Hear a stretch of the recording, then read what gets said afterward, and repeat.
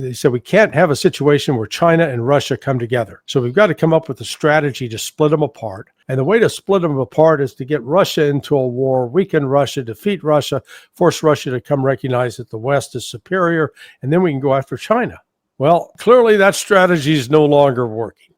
And as they've come together, the cooperation has not just been economic, it's not just been political, but it has been military. And China's been able to supply Russia with some things, but Russia is also supplying China with some critical needed oil and gas. So this is not a lopsided relationship. This is a relationship of mutual respect. And I wonder if you can go down that path, because one of the other things that Putin said today, and I don't have this soundbite, he was talking about a new pipeline and gas project he has, which is going to ensure that more of the Russian oil and gas goes to China. Can you tell us a little bit about that? Yeah, this pipeline is going to basically bring in gas and oil from as far away as Siberia into China. This is really a diversion of oil and gas that used to go to Europe. So right now, Putin is demonstrating that they're making a clear break with before Russia was still wanting to be part of Europe. Hey, can't we be part of you? Made repeated requests and always rebuffed. By starting with George H.W. Bush, Bill Clinton, George W. Bush, Barack Obama, all rebuffed. So Russia is now saying, okay, we're turning east. And this, once that pipeline's in place, China's got another secure source of oil and gas where it doesn't have to worry about tankers getting interdicted on the high seas. So correct me if I'm wrong also, but that implies then that even once this war is over, unlike what was talked about in earlier rounds, once the war could be over, then the West and East could get back to turning the gas on, and they could get that cheap gas on to revitalize their Western economies. But now it looks like that Russia is in a position that gas, that cheap gas, ain't coming back to Europe. Is that right? Yeah, they're not making that a priority. They will. Russia remains, at least under Putin, open to trying to reestablish relationships with all of Europe. They continue to sell oil and gas primarily to Slovakia and Hungary. What's really interesting is if you look at who Russia is trading with, you find that a number of European countries and the United States, despite all the sanctions, we continue to import from Russia. That is crazy. So, that's why I say, don't listen to what they say, watch what they do. And, the fact of the matter is Russia is blessed with natural resources that 99% of the other countries in the world don't have. And Russia is more than happy to export those, but it's going to be done on a reciprocal basis of respect. And it's going to be done in accordance with what benefits Russia economically. And instead, the West is obsessed with fighting Russia, destroying Russia. It's crazy. Yeah, and bitterly failing, I'll add in there too. One of the things that has been a source of recent mocking, I want to say the last time we had you on here, maybe it was the time before, we showed a soundbite from Emmanuel Macron where he was mocking the Russian military, saying, well, since November of 2023, they've only taken 1 additional % of Ukrainian territory. So they're not all that great. It's not for sure they're going to win, etc. Yeah. And Vladimir Putin today spoke about that situation where he said, it's not really about territory, it's about the people. To be honest, I want to emphasize this. We are fighting not so much for territories, but for human rights and for the rights of people who live in these territories, to speak their own language, to live within the framework of their culture, within the framework of traditions that have been passed down from previous generations, from their fathers, from their grandfathers, and so on. This is, first of all, what we are talking about. And if these people, during electoral democratic procedures, including during referendums, spoke out in favor of being part of the Russian Federation, this opinion must be respected. Now, many in the West will say, you're just trying to put a good face on it. You actually can't take any more territory. That's why you haven't. And Russia doesn't care anything about people. They just throw their guys in meat wave tactics all the time anyway. What are you saying? Well, it's just simply not true. So let's start with the territorial interest. one of the arguments is, look, Russia only has 19% of Ukraine. Okay, this is a lawyer's lie, a math trick. Yeah, if you take all of Ukraine and measure the Donbass and that territory, yeah, it only represents like 19% of Ukraine. Russia's not fighting for the 60% of Ukraine that is west of the Dnieper River. They are concerned about the 40% of Ukraine that's to the east of the river. So all of a sudden, instead of Russia only like 19%, they're closer to controlling 40% of all that territory, except they're not going into Poltava, Sumy. They're in Sumy a little bit. They're in Kherson a little bit, Dnipropetrovsk a little bit. But the fact is, of the areas that they focused on from the outset, the Donbass, Donetsk, Luhansk, Kherson, Zaporizhia, they're well over 80%. And they've made it very clear. They're not about the launch. If they were launching human wave attacks, the bodies of the Russian soldiers would be stacked up. And when it comes time to exchange dead cadavers, that the Ukrainians would be turning over more Russians than the Russians were turning over Ukrainians. But that hasn't been the case. This last exchange of bodies, for every single dead Russian, there were 20 dead. Or it was 20. It was a 50 times 1 to 50 ratio. Oh wow! Yeah. So 19 dead Russians and 1,000 dead Ukrainians. Now people say, well, see, though, that's just because the Russians are advancing. Exactly. Yeah. Let's go with it. Yeah. Actually, that's let's use that. Let's use that argument. Because you're just telling me that they weren't making any progress. So which is it? They're not making any progress. They're launching human wave attacks that are getting slaughtered, but the bodies don't show up, or they're advancing so quickly the Ukrainians don't have a chance to recover the dead Russians. Oh, I mean, like I said, there's no consistent logic with these people. They're morons. Yeah, unfortunately, there's a lot of examples of that. I want to shift back real quick to this strategic view and this shifting world order that you mentioned a minute ago. Yeah. And one of the things that Putin also addressed in his press conference today in Beijing was this idea that President Trump is trying to or threatening to rather have big sanctions on Russia, but then secondary tariffs on China, India, and Brazil. That's one of the things that he still says he's got in his quiver and still thinking about doing it. And Putin was asked, can Trump do that? Are we at risk? And here's what he's had to say. You have countries like India, almost 1.5 billion people, China, with powerful economies, but they also have their own domestic political mechanisms and laws. So when somebody tells you that they're going to punish you, you have to think, how can the leadership of those countries, of those big countries, which had difficult periods in their history too, that had to do with colonialism, with attacks on their sovereignty during prolonged periods of time, you have to understand that if one of them shows weakness, his political career will be over. So what do you make of that? Because I don't think it was just by happenstance that he mentioned the colonial past, especially when it comes to India, that they can be coerced to do what the West, i.e. the United States, wants them to do. Yeah, what has emerged now over the course of the last 3.5 years since the start of the special military operation is the dream of BRICS, of having this independent financial, trading, economic system that was outside of the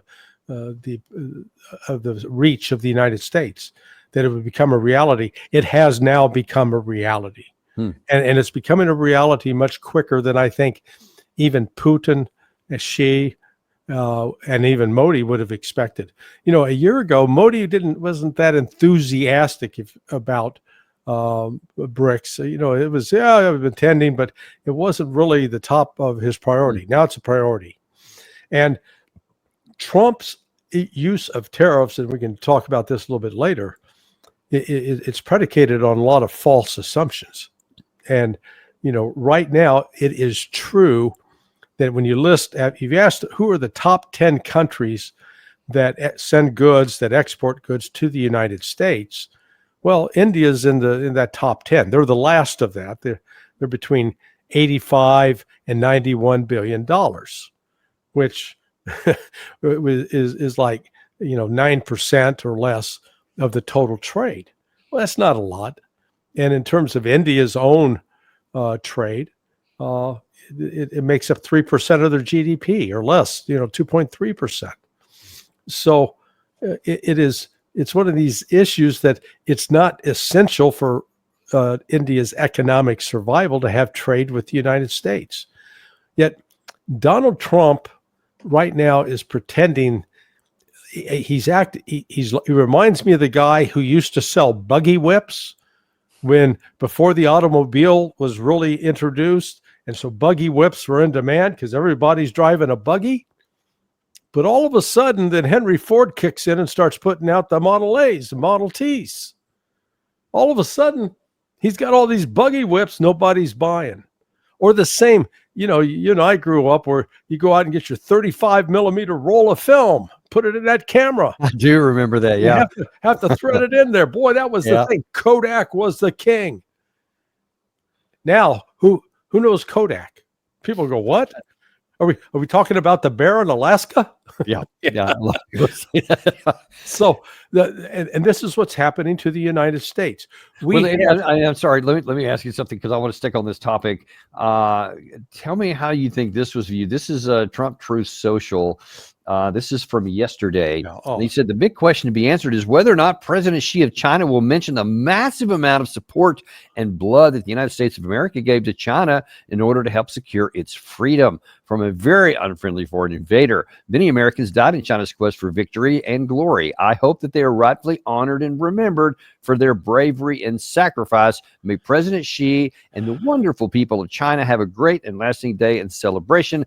And please give my warmest regards to Vladimir Putin and Kim Jong-un as you conspire against the United States of America. Then it turns weird there at the end. But, I have to remember, Larry, when I think it was on the occasion of that parade that Trump had this summer, when he said, we won World War II by far more than any other country. We did everything. And now then on the stage, when in China, he's wanting to say, hey, don't forget, we participated too.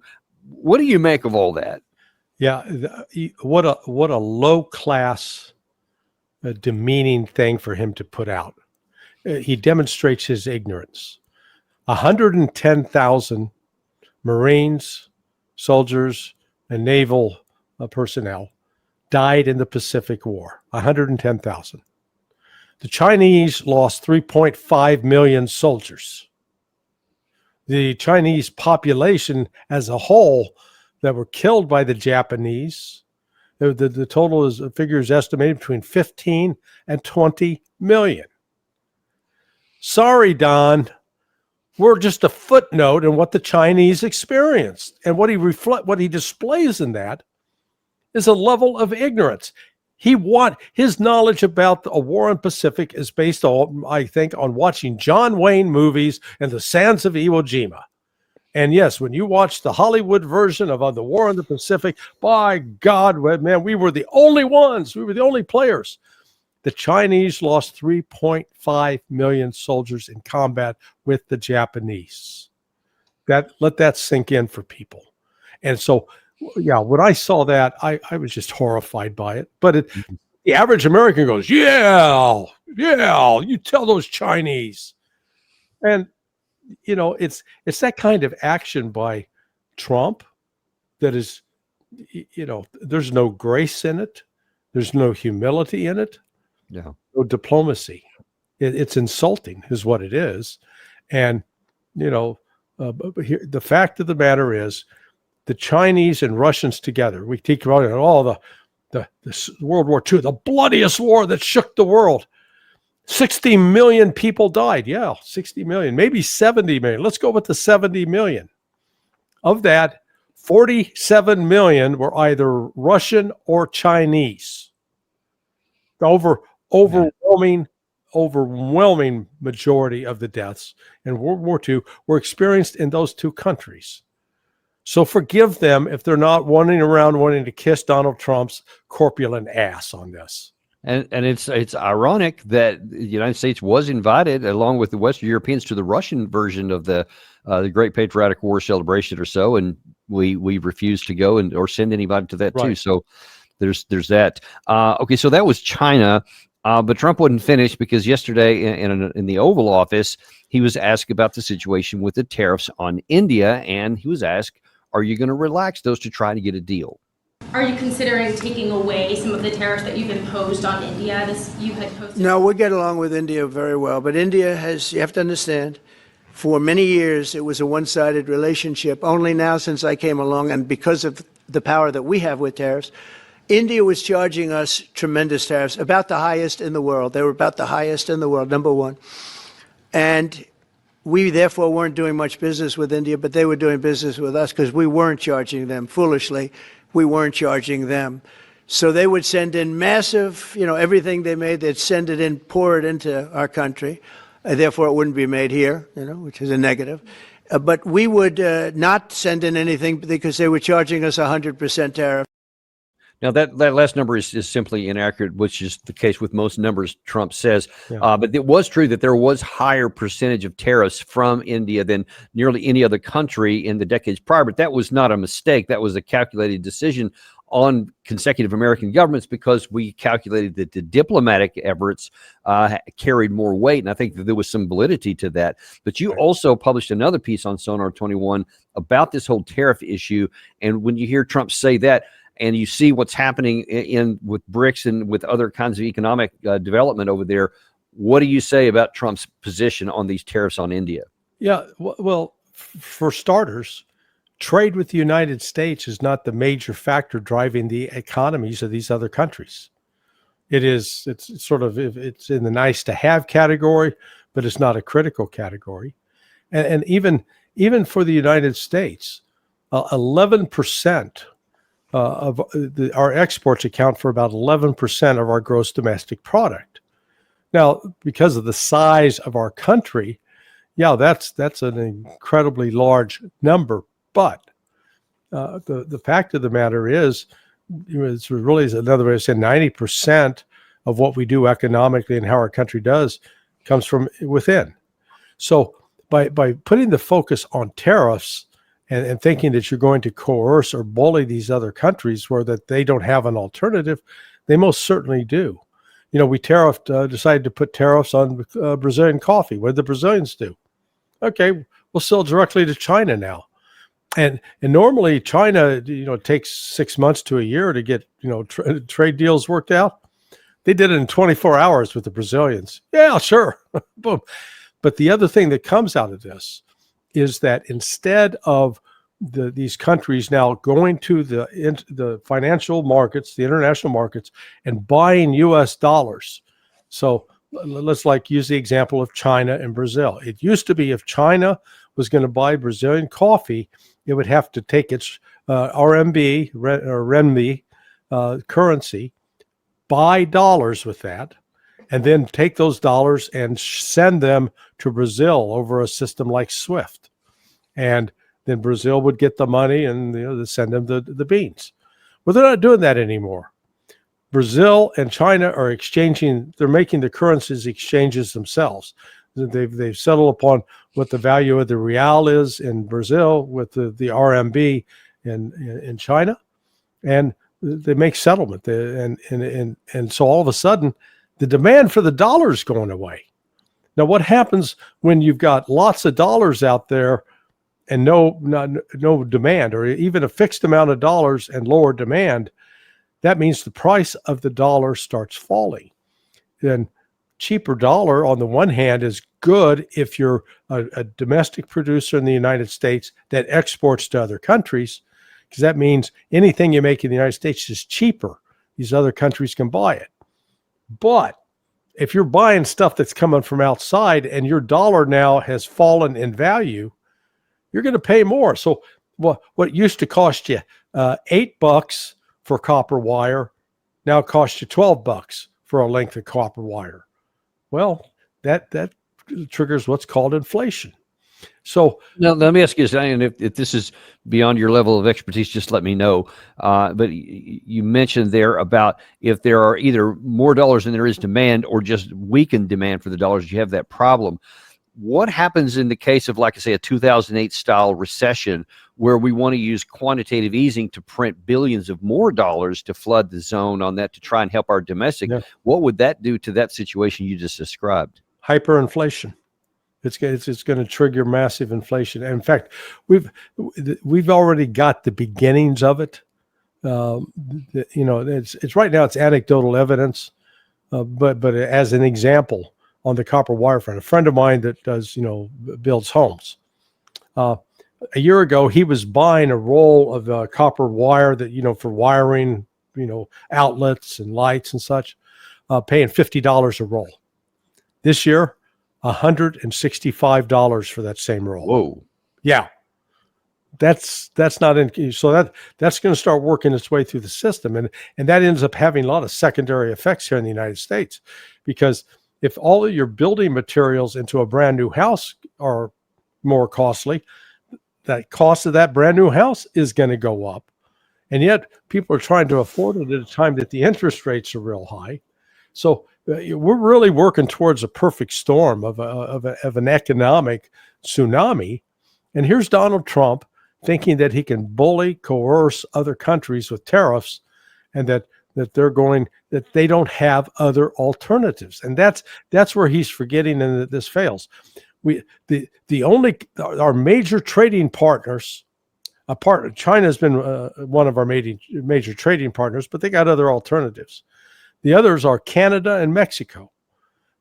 Canada and Mexico's economies are dependent upon the United States, and the others are some European countries. What's really interesting is we've been running a trade surplus with Brazil. Now, normally you want to tariff the countries where you're running a deficit, because they're taking money from you. Here, Brazil's giving us money, and Trump still thinks he wants to punish them. I mean, it's crazy.